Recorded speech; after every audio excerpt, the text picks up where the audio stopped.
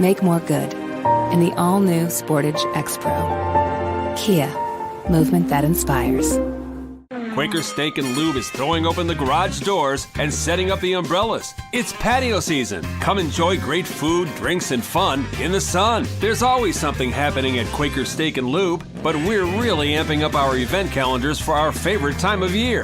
Visit thelube.com to find out what's happening at your local lube this season. Lunch, happy hour, dinner, or late night, indoors or outside, at Quaker Steak and Lube, you'll always find big flavors, friendly faces, and lots of fun. New Trail Brewing Company proudly crafts their beers right here in central Pennsylvania. Brewed with only the best possible ingredients, New Trail produces a variety of year-round brands as well as weekly experimental recipes. New Trail Broken Heels is Pennsylvania's favorite local hazy IPA. This beer is smooth and full-bodied. Hand-selected Citra hops lead to notes of bright clementine and juicy ruby red grapefruit. Broken Heels is perfect for a pregame tailgate all the way through the victory celebration. What's the best mid-size pickup? Tacoma. What's the #1 mid-size truck in resale value? Tacoma. Want to get great gas mileage, 4 doors, and 4-wheel drive? Tacoma. Seoka Toyota of Williamsport has over 25 available right now. You can lease a brand new, never-driven Toyota Tacoma for just $379 a month. That's 30 months, 3,000 cash or trade, 10,000 miles a year. This is while supplies last. Buy yours or reserve yours today and see the Seoka difference. And remember, tell them Johnny sent you. We welcome you into yet another edition of the Lion Country Kia Goon and Ironhead show on a Thursday afternoon as we get ready for what should be a very entertaining weekend of football at both the collegiate and the NFL level. We'll talk about some of the games that we're keeping an eye on. Of course, Penn State takes on Northwestern. And Goon, listen, we are at a point in college football where and Penn State, certainly after the last couple of years, where you can take nothing for granted. But honestly, the more I sat down and was looking at some clips from Northwestern, it is actually, I think you and I both have a tremendous amount of respect for Pat Fitzgerald. This is one of the worst Northwestern teams we've seen in the Fitzgerald era. I knew they were struggling, obviously, but truthfully, the only game I had really watched was Nebraska. And I'm like, oh, man, because I thought Nebraska might be somewhat legit, at least decent this year. And so it's like, wow, man, they beat, Nebraska. Could be the start of some good things here for Northwestern. And it just, it tells you a couple of things. One is just how god-awful Nebraska really was under Scott Frost and, is as of now. But it also tells you how you have to wait a little while into a season, right? The knee-jerk reaction that we all have when, win here or a loss there, and it's like, oh, it's the end of the world or greatest game ever, whatever. This Northwestern team, we have enough of a sample size now, Goon. And listen, it's college football. Crazy things could happen. I mean, Penn State, maybe the turnover game catches up with them somehow Saturday. I don't see any way, and I will obviously predict a Northwestern victory. But before we get to the prediction part, I'm telling you, I don't see – I think the line is too low. This is I really do think – I'm not blowing smoke here. I think Penn State had a bigger test with Central Michigan last week than the Nets are going to get here with Northwestern. And in particular, part of it, with all sports games is matchup, right? That Northwestern offense against this Penn State defense, I mean, if it was possible to get negative points in a game, I think I would take Northwestern to get negative points in this game. I mean, I think Penn State eventually is going to get a lot of people into the game, and Northwestern may score some points. And listen, again, you could get a fluke play here or, a couple of things come Northwestern's way. I mean, I'm not saying it's impossible for them to score, but boy, on paper, that is a mismatch and a half, that Penn State D against the Northwestern O. It scares me. And I think Northwestern's Northwestern's defense isn't exactly great either. And I think this game just feels like it should be 42-0 at halftime is what it feels like. And I think it's going to be, but now I'm getting reports possibly Ian coming up through here by Saturday. I don't see it happening, but it depends on the track that the hurricane takes and where how it goes and how fast it comes across. I mean, it went across Florida pretty slow, but it's going to shoot up the East Coast pretty fast, they said. So I actually if you look at the weather reports this week, we're 50% chance of rain all day. Yeah. I mean, we've literally what game was that about 15 years ago? We played a MAC team and it was the residuals of a hurricane. It was the most rain I ever saw at Beaver Stadium. I could not believe it was unbelievable how wet it was that game. I don't know. I mean, maybe that plays into the line. Maybe they know something we didn't. Yeah. But it's not jumping around. But I don't know. I'm with you. But saying that this is easily the worst of the Pat Fitzgerald coach teams, I can get on board with that. Usually they have a pretty good product out there, and they're not really rocking that right now. And that's weird. It's odd for him to have this type of team. But I was reading something on the North, from the Northwestern perspective, and I don't know now what the website was, right? But they're like, Northwestern team looking for an identity. I think they have an identity. The identity is they're an awful football team. That is their identity here for 2022. It's a team that can't run the ball well, pass the ball well, and is not awful defensively, but pretty. Get that going for you. Pretty average at best. Yeah, I don't know. Can't stop anybody either. Yeah, and it's as you said, the one concern might be that it could be a trap game, but I think that's removed by two things. One is that you have the bye week after, and two is I don't think anybody in that locker room is thrilled with the way the Central Michigan game played out, right? Like, I think internally, I think publicly they're saying all the right things and all of that, but I think internally they're like, come on, guys. And so I think that combination,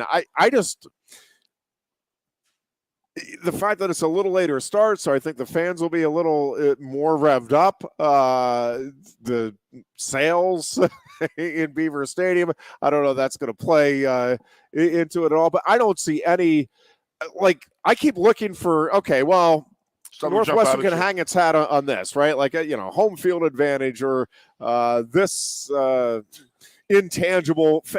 To me, looking at this thing, across the board, Penn State has the talent edge. It's a home game for Penn State. I think the later kickoff favors Penn State. I think the fact that the Nittany Lions are coming off the game they did and Northwestern's coming off the game it did favors Penn State. The fact that Nittany Lions have an off week next week favors Penn State. I don't see anything here to say, yeah, but, man, look out. I just don't. And despite all of that, my official prediction will be a Northwestern victory on Saturday. Clear. Well, as well it should be. But you got to get up. You got to get up for all these games. And like what you're saying you just made a great point. They're saying everything right on the outside, and we have to do this. But I go back to the whole, you got to learn from your losses as well as you learn from your wins. Yeah. I think, what James has got going on this year, I think that he's doing very, very well with the coaching points and getting better on a weekly basis. I'm not taking into account Central Michigan last week because I just had that feeling it was going to happen, and it was expected to happen, and it did. Now, realistically, they should bounce back from that because they had the hangover game and said, okay, well, we're not good enough to just go out there and obviously we won by 19 points, but you know what I mean? If there's somebody worth their salt going out there, they can't just walk out there and they're going to win this game. They have to go out there, execute, and make plays, make things happen to win these games. And I think that James and his staff are doing a fantastic job of that right now behind the scenes, and that is getting these guys ready to play. learning from what their prior mistakes, not just this year, but over the past couple of years. And listen, at the end of the day, this whole season up until Michigan is to get ready for that stretch of the season. And again, it's not that you're taking any game for granted and all of that, but I mean, it really Penn State should be winning these first 5 games with the way Purdue and Auburn are playing out. And by the way, good job by Auburn helping Penn State's cause with the win over Missouri this past weekend in dramatic fashion. But it's a win that helps Penn State in the overall picture here. So, I will be watching that Michigan-Iowa game because I am just curious to see.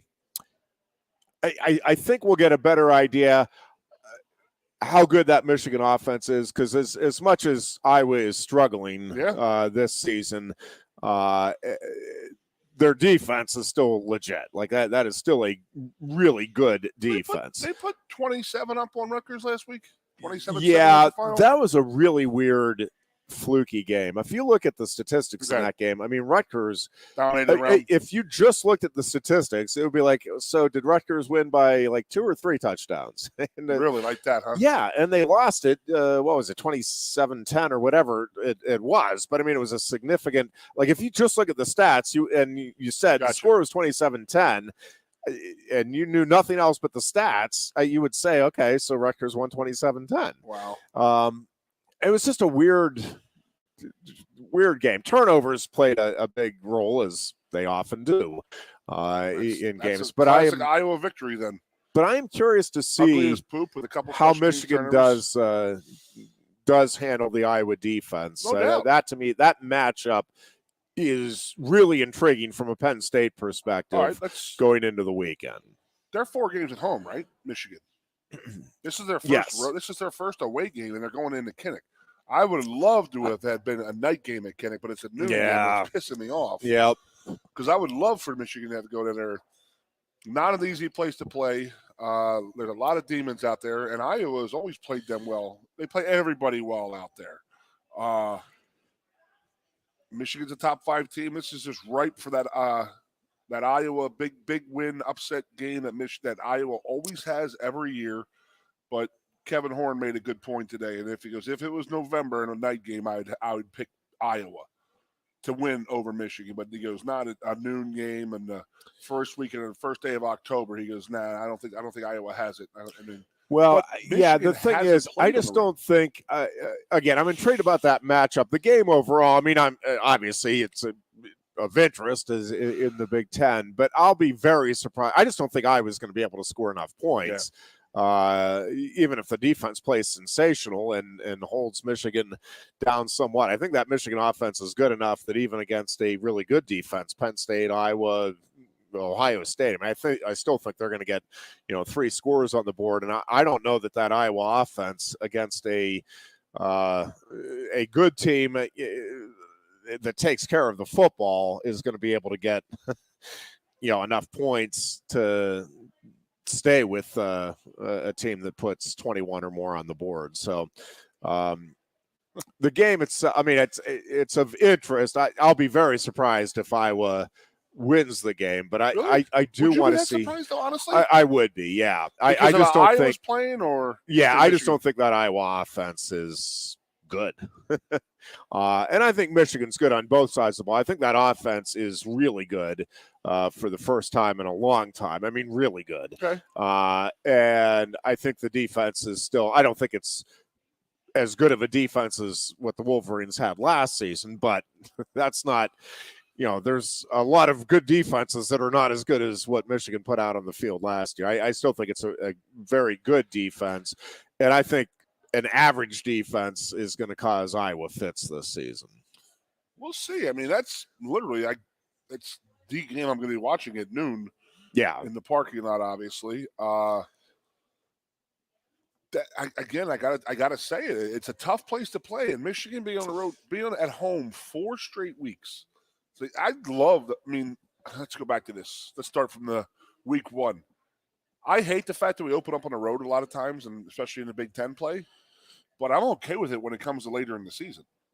Like right now, I would not want to be Michigan having 4 straight home games and then having to go and then going into a tough place to play. Very tough place to play. I mean, it's interesting to see where it is. I mean, again, I go back. Things change. You play different when you're on the road. There's a lot of stuff that's different. A lot of stuff that can go wrong. Not that they will go wrong, but travel-wise. Yeah.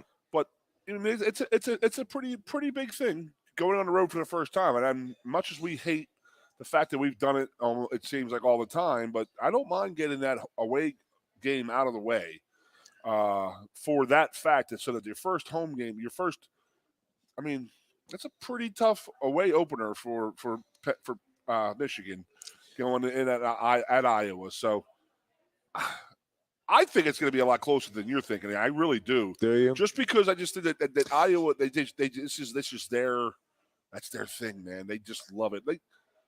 I mean, for lack of a better word, Kirk Ferentz is Joe Paterno in the 60s and the 70s. Yeah, I mean, they're going to have to win. I mean, stating the obvious, but I was going to have to win the turnover battle to have any kind of a shot, which is certainly, again, I think that defense is legit enough. But I just think that offense is so explosive for Michigan. I mean, we'll see. We'll find out. I don't think it's going to be like I think Penn State Northwestern is going to be not competitive. No, I think Michigan Iowa will be competitive, but I don't think we're going to be coming down to the final couple of minutes with a bunch of fingernail biting for the Wolverines. Iowa, Michigan blow up Penn State Northwestern major league upset. Jesus, come on, Ironhead. Well, I'm cool. I mean, that is going to be a game. It's going to be a tough game. That's going to be the epitome of a Big Ten game. But do you understand what I meant about Kirk being Joe? Yeah. Strong offense, great defense. Don't screw up. Don't turn the ball over and have good special teams. Fundamentals, yeah. But the offense this year for Iowa is that bad? It's 86 Penn State? I think it is struggling mightily. Stop that now. Put it that That's way. my running joke with my brother. I just don't. Team. Yeah, I just don't think they're going to be able to. I just don't think they can score enough to hang with any top 20 team, no matter where the game is played and when it's played. I just can't see it. Maybe they have a linebacker come through untouched and blow up your quarterback's ribs, hurt his shoulder. I don't know. You never know. Throw Michigan season in the complete disarray. I mean, I'm not going to say I read that book before, but yeah, I think it's a possibility. I would take Iowa. What is the line, Chris? Do you know? Okay. What is our line? You said. I think it's like 28.5 I saw, or at least that's what it was. Or I haven't been following it, but some point this week. Still a mountain of points. Somewhere around there, 28.5, something like that. Yeah, that'd be. What a weird year, dude. I mean, not weird, but it's just like it's set up perfectly for us personally. I love how, we're talking about Michigan having four home games in a row. I don't think my liver could handle that, Jeffrey. Right? I don't think the bars and the hotels in State College could handle it. But, we've done that before. But, again, I go back to it. We'll see how Michigan is. See if they're a mature, senior-led team or if they get a little starstruck with the big game at on the road type of environment. Oh, don't forget that pink locker room, Jeffrey. Come on now. Pinky Tuscadero out there playing middle linebacker for the Hawkeyes. Yes, indeed. Oh, man. Well, you got to be up this weekend. What do you got? What's the plan? We are heading up. There's a college buddy of mine that'll be in town, and so a group of us will be heading up. I've got to help the Mad Turtle with a salesman. Cub Scout sale for popcorn. If you're heading up to the game and you want to stop by Rural King over at the mall between 9 and 11 on Saturday morning, you can meet the Mad Turtle in person and help increase his ever-growing sales for popcorn. He wants $3,000 in sales, so he needs to sell 6 bags of popcorn. It is it is an unbelievable. That's about right. Just remember, you're contributing. It's a donation No to doubt the about Cub it. Scouts. It's not donation to the Cub Scouts that you get to eat. It's not the popcorn that you're. So the Mad Turtle calls me the for. other day. Yes, he did. Very well spoken, by the way. And the last time I really talked to him, he was just getting into it, but now he's like been telling practicing. me. Yes. So me and Carrie had already looked through our purchases, and we were going to buy I'm a caramel. She's a butter girl, and then the Mad Turtle sold us both on the what was it? Trail mix. The trail mix, which popcorn, is his favorite. Which is his favorite. Unbelievable. So Yeah, I he's said, the Mad Turtle's in on it. I'm in. So he upsold me. He upsold. So yes, it's got a future. Very good future. Couple of other games just with college football on Saturday. That Arkansas-Alabama game is because you go back to that Alabama-Texas game. I mean, Bama is very fortunate, right, that it's still undefeated. Arkansas is a really dangerous team. Yep, and I the fact that it's at Arkansas, I think, makes this a if it was at Bama, I don't think I'd be as concerned if I was a Bama fan. I think if I was a Bama fan, I'd be legit concerned here. I think this is at least an upset alert for Saturday. I really do, because I think Arkansas is a pretty complete football team. Call the upset alert. I mean, watching Arkansas I won't be beat shocked. A&M last week. Yeah, Did you ever see what happened in that game? Have you ever seen that in football? No. Not that I remember. Of the upright. Not that I remember. I have never seen a ball come down and land on top of the upright and bounce back. It was yeah. But it was truly on unreal. it and then bounce back and not have the momentum to go forward. But yeah. So we talk about our little back-to-back schedule coming up here with Michigan, Minnesota, Ohio State. I mean, so Arkansas played Texas A&M last week and now Alabama this week. Yeah.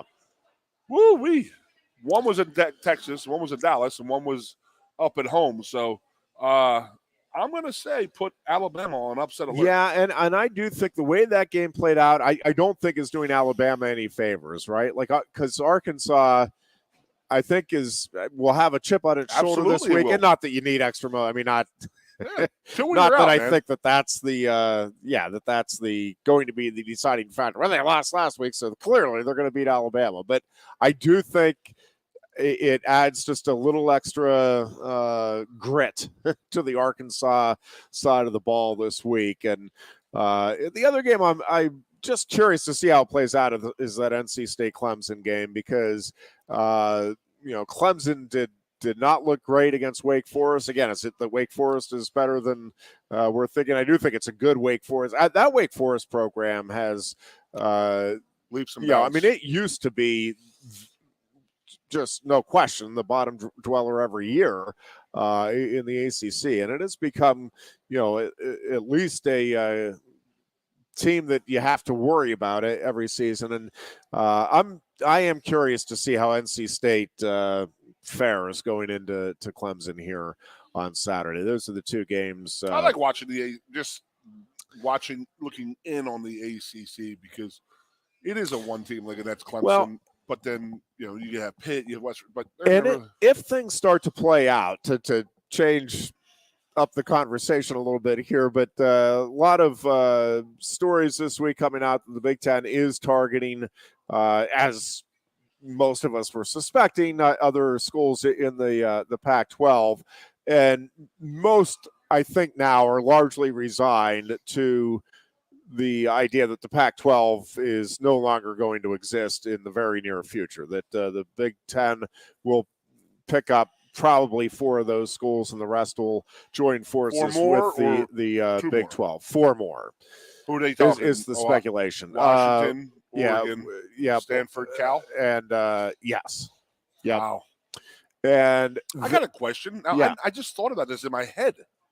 Booch, you can join in here. What's going to happen in the Rose Bowl?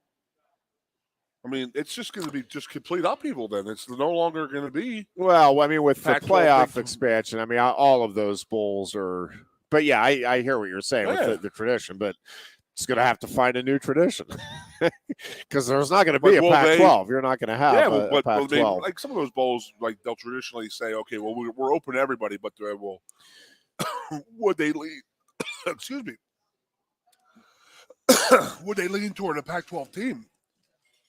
Well, I don't think so, because what's going to be I don't think so, because what's going to be left of the Pac-12 is not much in the way of, at least in, again, things could change 5 years down the road, but I mean, at the moment, the teams you're expecting to contend in the near future in the Pac-12, has been the Pac-12 is USC, Washington, Oregon, Utah, right? Well, who's the best team? Right now, another thing popped in my head right there. Utah. How pissed off are you? Yeah.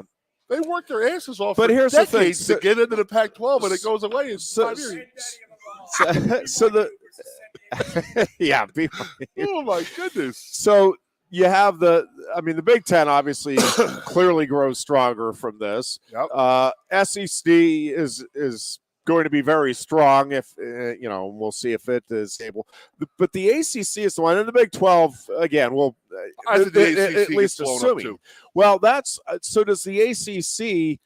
So my question is, like, as this thing continues to evolve or devolve or however you want to term it, does the SEC just go do what the Big Ten is doing to the Pac-12? Is that what the SEC does to the ACC?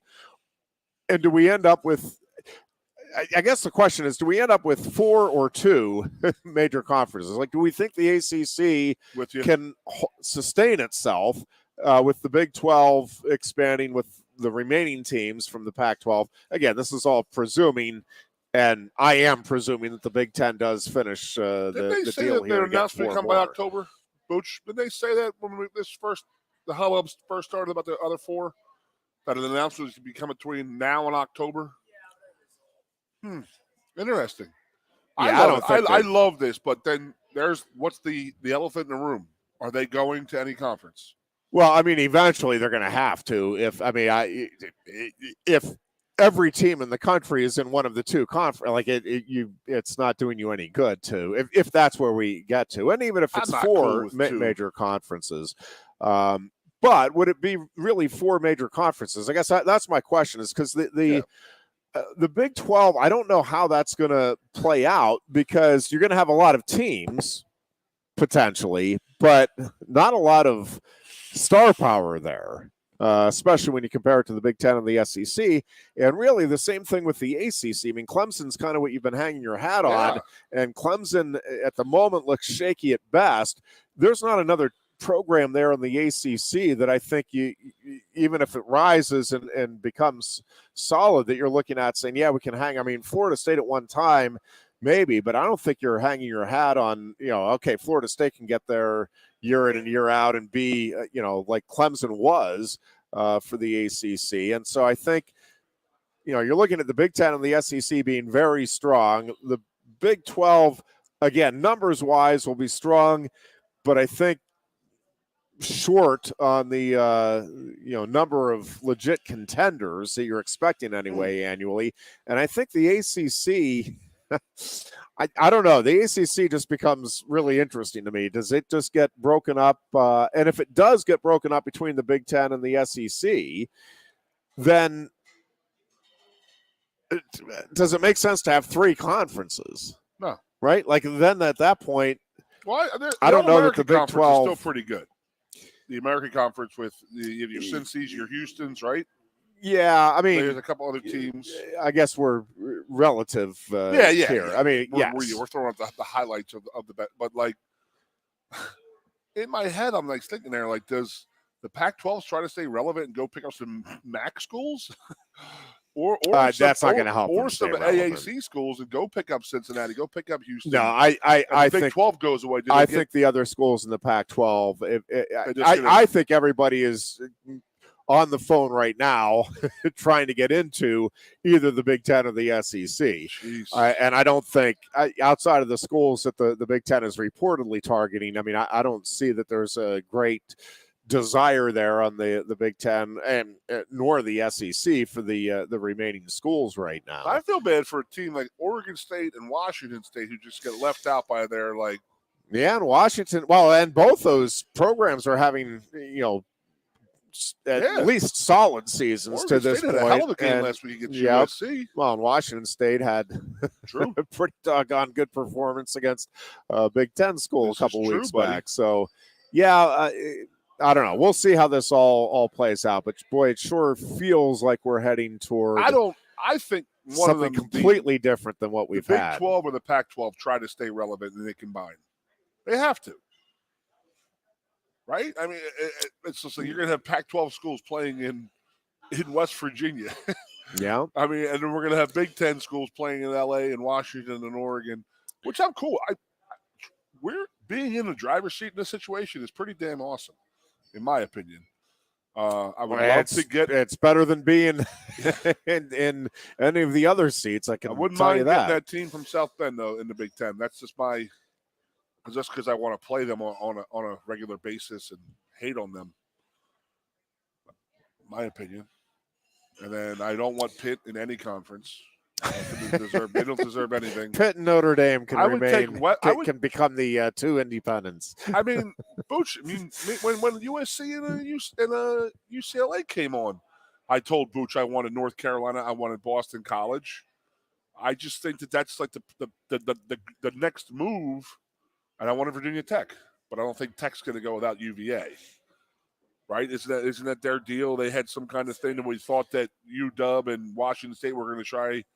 And Oregon State. So I don't think it's over. I think that more teams will come to the Big Ten, I think. Why would you say no to Washington State if you have a built-in rivalry type of thing? I don't know. Maybe we don't want Arizona State and Arizona. I don't know. There's a lot of questions. You came prepared today. Well, the thing with it is one of those great positions to be in, right? Where you can be selective right now if you're the Big Ten. Like at least that's the assumption, and I think it's an accurate assumption in this case, where the Big Ten can kind of sit back and say, with the possible exception of Notre Dame. I mean, the Big Ten obviously would love to have Notre Dame, and I don't know that, but pretty much at least with the Pac-12 schools, it feels like if the Big Ten says, hey, we want you to come, they're coming. Right, because financially, it makes a ton of sense for any of those schools right now. And so the Big Ten is sitting there saying, well, financially, it makes sense for us with you, and you. So everybody else gets pushed back against the side. And it's, again, we'll see how this all plays out. But it does feel like the Big Ten and the SEC are even more than they've been going to be the power brokers for college athletics moving forward. And listen, make no mistake, the Big Ten and the SEC now are dictating what college sports will look like in the future, not the NCAA. The NCAA is irrelevant in terms of the future of college athletics. And that's the other thing is, what does the governance of college athletics look like in 5 years? Well, in a couple of years, but in 5 years. If we steer away from that, I'm fine. I'm even cooler with that. But I have to. I do want to bring this up before we get off. Yeah, I did talk to my good friend. He plays in that tournament with me down in Florida. So a lot of us were talking yesterday because we saw the hotels get destroyed down in Fort Myers. Crazy. That's where we stay for this tournament. So just talking to these guys, and he is a Washington Husky, probably their biggest player in the history of their team, actually.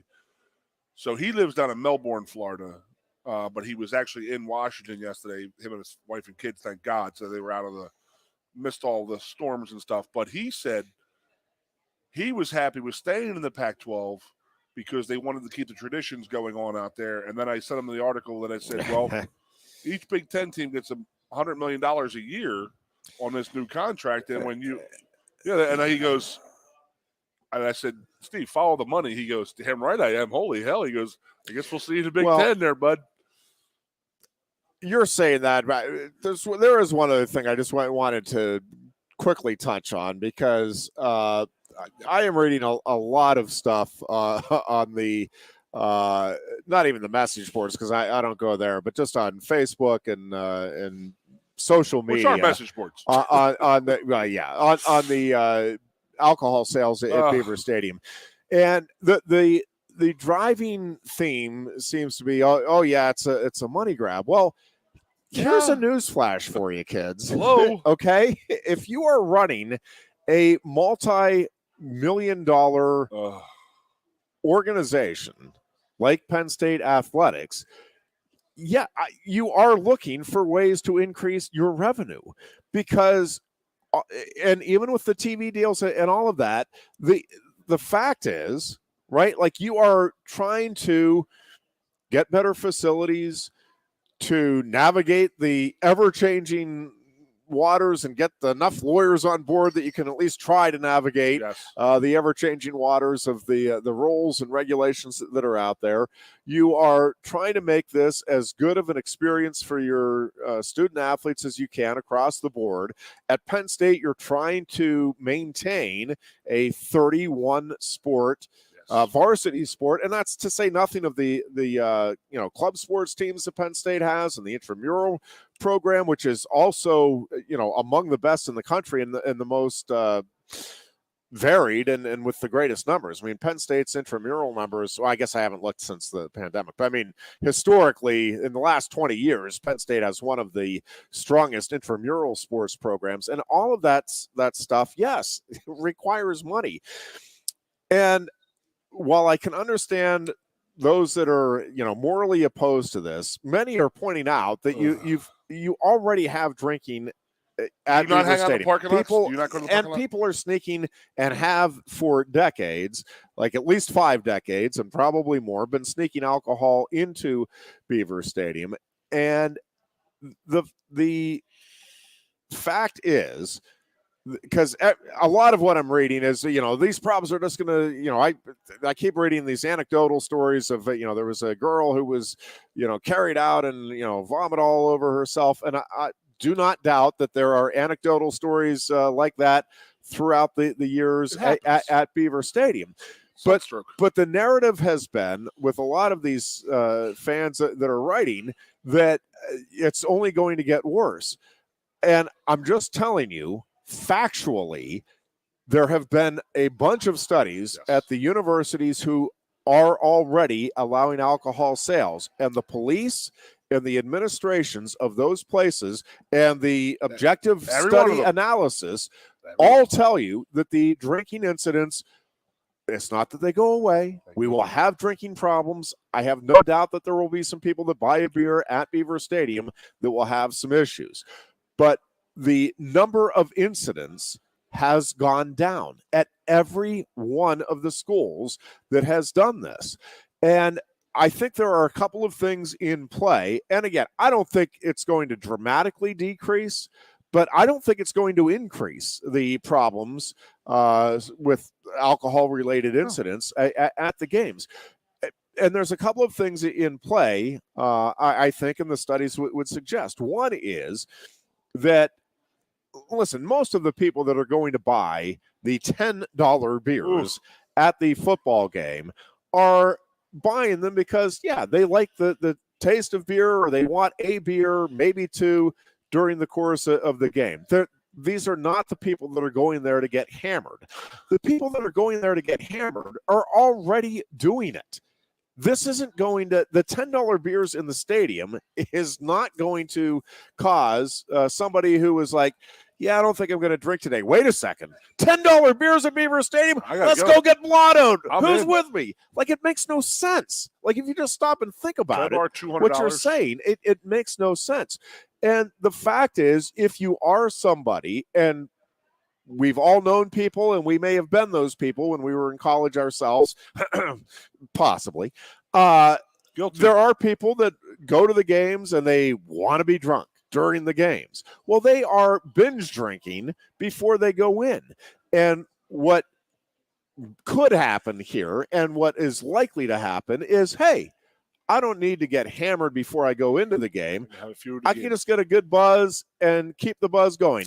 And do not come at me with I am not saying anybody should need a buzz to watch a college football game. I'm with you. Shouldn't need it. I'm telling you, the reality is there are college students. Yes, there are college students and other young adults and probably many old adults who, I want that buzz.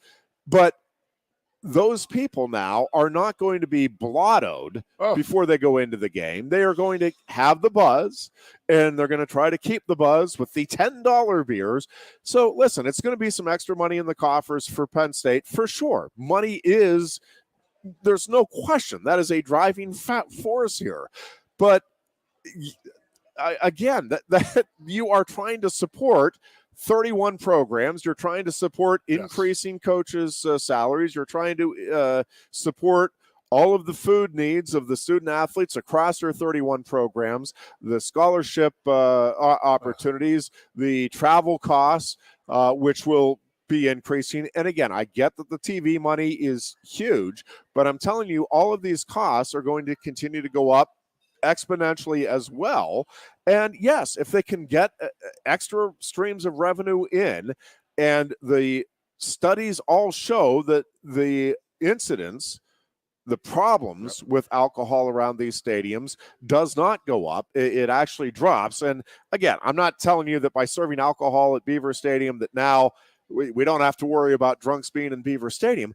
But what I'm telling you is I don't think you're going to have to worry about it any more than you do now. I don't think you're going to have any more problems with alcohol and the issues that come from it because of $10 beers being sold in the stadium. I don't believe it. The same people who are complaining are the same people complaining about across the street, the casino coming in, where there's going to be daily drive-by shootings at the pawn shop, and then people selling their children and all this. It's just this overreaction. It's like people want to bitch and complain about something. They're going to bitch and complain about something.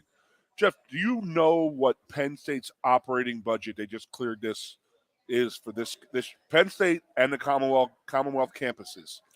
Do you know what our for the university or for the athletic department? University. What the budget is that had to be approved last week by the Board of Trustees? I did see it, and I'm forgetting that. $8.3 billion. So we're talking about $100 million coming into Penn State football from Penn State athletics because of the television deal. Yep. You need 83 times more of that to run this university and then the flagship that's known as Penn State. And the fact that we can make an extra $10 or $15 million selling beer, what the hell took so long? I mean, people I get it. They I guess that they're seeing the worst case scenarios, and that just drives me absolutely crazy. But here is the other component of it. Why I don't think it's going to increase the number of problems in the stadium is right now. Right. And there won't be in the future as well. I understand that. But there is no I shouldn't say no. There is very little regulation going on in the parking lots. I get that there are police and undercover police that are going around, but they are primarily looking for underage drinking, right? Like they are not looking for, are you blottoed or not? And they would have found them last week. So yes, but if you are the people in the stadium that are serving the alcohol are going to be trained to look at you, and they are not to serve somebody who is visibly intoxicated, right? So, and I know what they're being told. This should decrease the incidents because the people that are already intoxicated are not going to be served additional beers. And they're going to be strict about it. They hear you slur they have or to be, stumble, right? Like they should be, and they're going to be. So I don't know. I just needed to get that out because I'm reading a lot of it, and I understand. I mean, I really do. I at least I feel like I do understand a lot of the sentiment, and I'm with you that you shouldn't need to be hammered to go in and enjoy a football game, but I also know the reality, and we have had alcohol-fueled issues at football games for at least 5 decades now. How many incidents have been in the suites and in the clubhouse, in the club section? Yeah, and they've sold alcohol and have had alcohol in there for a decade plus. And so 20 years for the suites. Yeah, so I just think that it's a lot of hyperbole and in my opinion, a lot of overreaction. I don't think I do think Penn State is motivated to make more money with these sales. I don't see it as a negative. Is I guess the difference. And would you like to have a beer watching the game? Yeah, that's the thing. I don't think for yes, and they're going to have a couple of craft beer options, and that would be my my preference. And again, you have a beer or two during the game, and so be it. Want to know every week, babies. Want to know every week. Yeah, and it's a convenience for you, though, Jeffrey. I mean, if you want to have a beer in the game, go have a beer. Yeah. Now I don't know that $10. I don't know that I'm not, but I don't know that I'm going to. And the choices for $10 either. Yeah. Miller, Coors. Yeah, Ultra. yeah. It'd be 12 for the beers that I want, right? I think it's 12 or 13 for the well, the craft you're beers. Those 9%ers. I might be charging $30. It's a convenience for the guests, but I just don't understand. I do understand. I mean, people just complain to complain. They see the worst thing that could possibly happen. I mean, I think a lot of the people complaining are legitimately concerned, but what I don't think they're doing is taking the time to actually look at what has happened at other places and the reality of what West Virginia? The alcohol That's the one we're sales talking will about. mean. Well, it's West Virginia, Baylor. I mean, there's been like 5 or 6. Well, West Virginia has had that recognition of being the craziest drinking place in the country, and their alcohol issues have gone down since they started selling alcohol. So it's going to be fine. Yeah, now, I don't ask these people who are complaining. Do you tailgate in the family section? Because they're the only people who have the right to complain. The people who want to go into the family section to tailgate. Yeah. They're the only people who can actually say, I don't want to be around drunken people. Okay, so you moved. Okay, but so-and-so, did you move that you're complaining about this, the drunks that are being in the stadium? Are you tailgating with regular people, or are you in the family section? Everybody has their 2 cents, and they like to throw it around, and it just drives me absolutely bonkers. I point across the street to the casino. They're doing the same thing with that. Buddy, follow the money. That's the bottom line. Follow the money. It's going to bring in this much money to the university. It's going to happen, and it's going to be controlled. Have you gone to you've gone to Spike Stadium. You've gone to the Bryce Jordan Center. You've gone to a hockey game where they sell alcohol. Okay, it's not an easy thing. It's not easy. You got to go and show your license, get your wristband, and then you're allowed to have 3 beers or 2 beers when it comes to football games. 2 beers. Yeah. And then people are like, oh, well, they're going to have someone go grab beers from them. They're going to get drunk. It's just, geez, okay, just settle down. If anybody has that much money to get, if you get hammered at a Penn State football game, you're doing pretty well for yourself. You're doing very well for yourself. No question about that. At $12 a pop. Real quick, NFL action this weekend. The beloved Steelers take on the Jets. I don't know. I'm done trying to figure out the Steelers. I'm not overly optimistic. Where you're betting against them now, you're gonna pick against them now. No, I'm not. I'm just not overly optimistic about any game. I think it's a toss-up game. I'm Jets are obviously going to be rooting for the really, Steelers. Really much improved. They are, and I think I think the Steelers when healthy. I think that defense is really, really good, but it needs all of its parts. And the offense is very much a work in progress, and until they can get that offensive line playing decently, at least, I think it's going to be tough sledding for the Steelers to be able to put together anything consistently. Speaking of that, if you watch the screen here, boys and girls, you see Troy's Hoagies is back on there. So, oh yeah, I've been if you're in town for a tailgate this weekend, give them a call, get a tray. They are highly, highly, highly Goon and Ironhead approved. Big time. I always say that the one thing that I've missed in the State College area forever has been the sandwiches and the rolls. But Troy said they get the rolls delivered in from Philly every week, actually 2 or 3 times a week. So legit, does a great job with the trays, puts all your peppers, onions, mushrooms on the side and everything. You build your own hoagies. They're very well priced. And I actually have had people from Philadelphia come up and I actually say, try this. And they say it's very good. It's approved. So get a hold of Troy at, what is it? 548-671. 548-7671. They can get you taken care of for the tailgates here on Saturday. Absolutely. I'm telling you, even for Sunday, if you're in town for the Eagles. And then, by the way, the other thing is the lube. The Eagles are not going to be on locally around the State College. So people Got to know that. So you got to get somewhere on Sunday to watch the game. So come on by the Lube and watch it on TV here. Birds, Jags.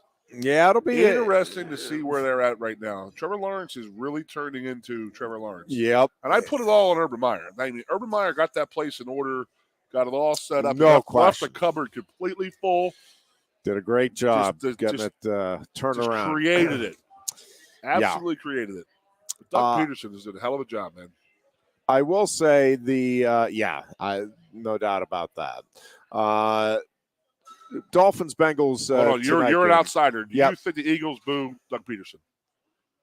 The fans. I would. No. They better not. I would. I mean, the guy is literally the only title they ever had. Yeah, I would not There's think a statue of him with a Bud Light in his hand.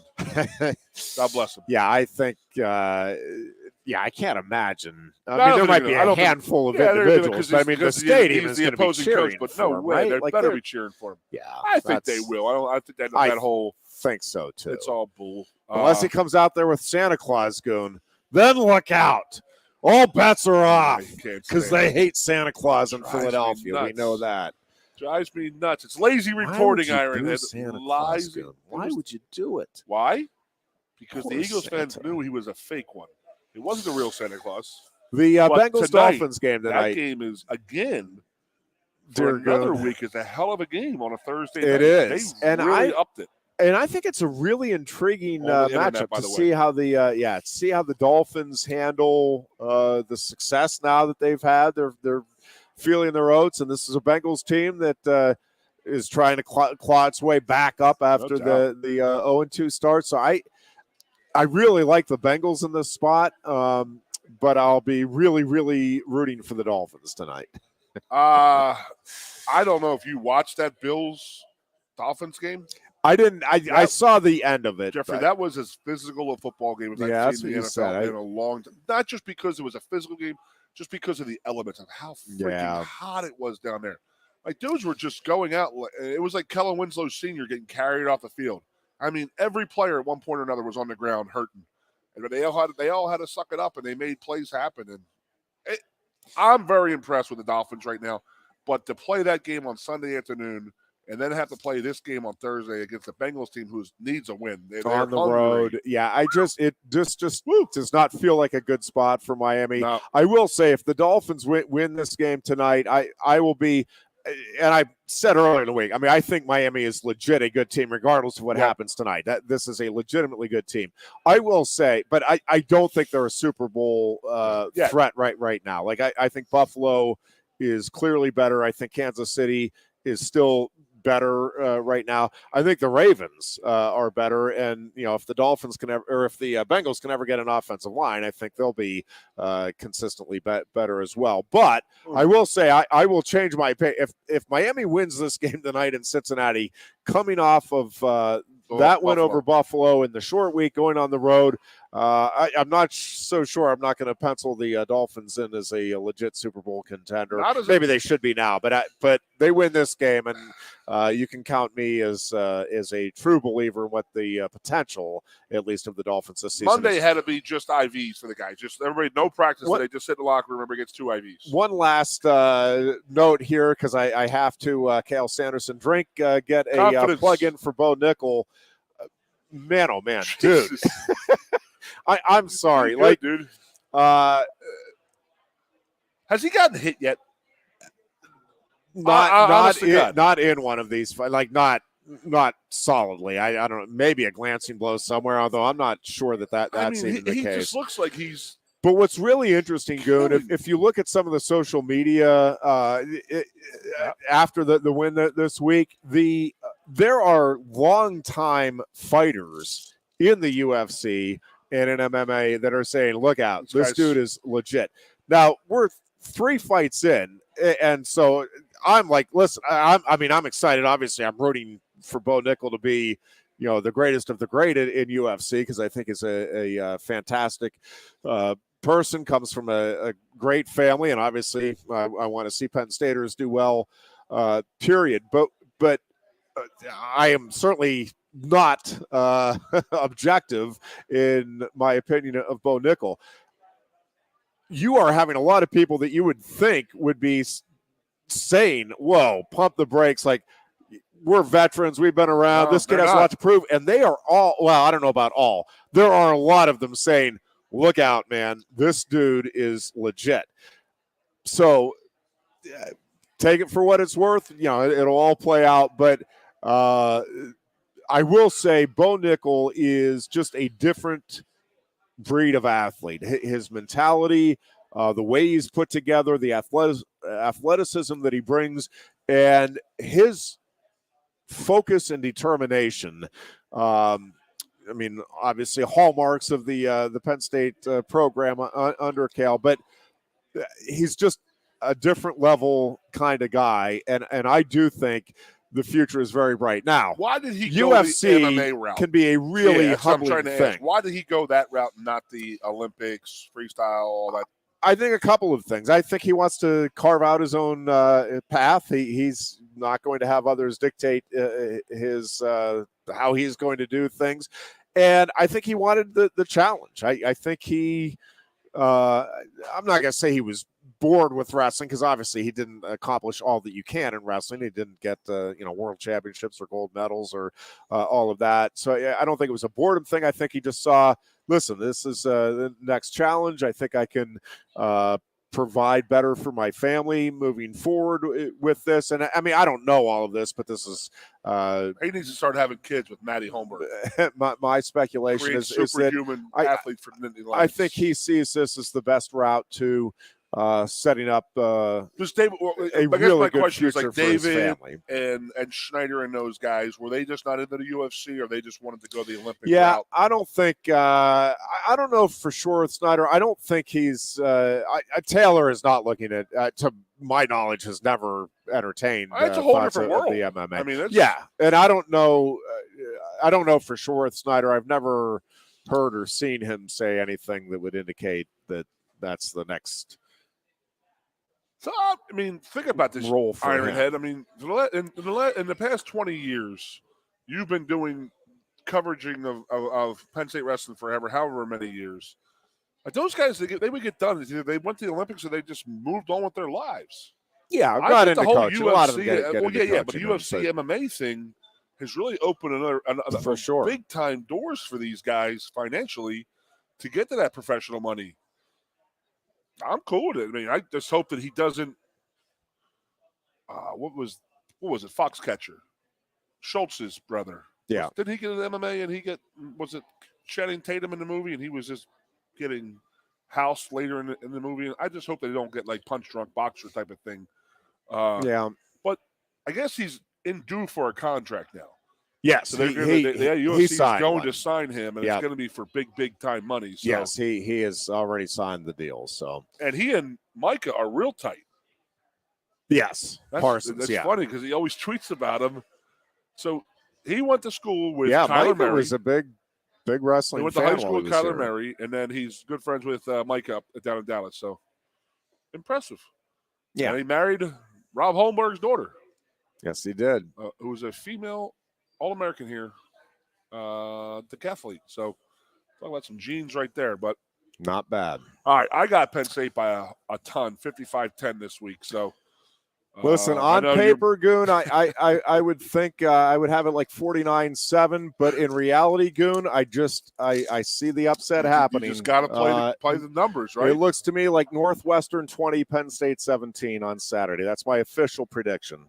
Northwestern beats the Nits by 3. For those who don't know, Ironhead has been 0% on his predictions this year. Is that why we're going with the? Well, last year was an absolute utter disaster. Okay. Yes, I guaranteed before the season began that when we got to this stage of the season, moving forward, I can't believe every week Ironhead. The official prediction would be a Penn State loss because I can no longer jinx James Franklin's program. The way I did the last couple of seasons. Going again this weekend, baby. Want to know this weekend. Let's do it. Penn State Northwestern Saturday at 3:30. We'll talk all about the beatdown. I mean, the upset that's clearly coming for the Wildcats on Tuesday. Until then, be good and be safe. Woo.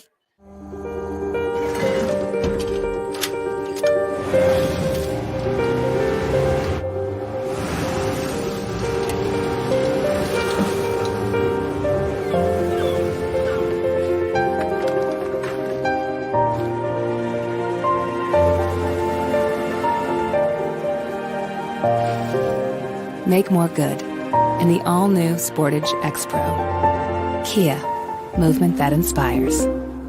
Quaker Steak and Lube is throwing open the garage doors and setting up the umbrellas. It's patio season. Come enjoy great food, drinks, and fun in the sun. There's always something happening at Quaker Steak and Lube, but we're really amping up our event calendars for our favorite time of year. Visit thelube.com to find out what's happening at your local lube this season. Lunch, happy hour, dinner, or late night, indoors or outside, at Quaker Steak and Lube, you'll always find big flavors, friendly faces, and lots of fun. New Trail Brewing Company proudly crafts their beers right here in central Pennsylvania. Brewed with only the best possible ingredients, New Trail produces a variety of year-round brands as well as weekly experimental recipes. New Trail Broken Heels is Pennsylvania's favorite local hazy IPA. This beer is smooth and full-bodied. Hand-selected Citra hops lead to notes of bright clementine and juicy ruby red grapefruit. Broken Heels is perfect for a pregame tailgate all the way through the victory celebration. What's the best mid-size pickup? Tacoma. What's the #1 mid-size truck in resale value? Tacoma. Want to get great gas mileage, 4 doors, and 4-wheel drive? Tacoma. Seoka Toyota of Williamsport has over 25 available right now. You can lease a brand new, never-driven Toyota Tacoma for just $379 a month. That's 30 months, $3,000 cash or trade, 10,000 miles a year. This is while supplies last. Buy yours or reserve yours today and see the Seoka difference. And remember, tell them Johnny sent you.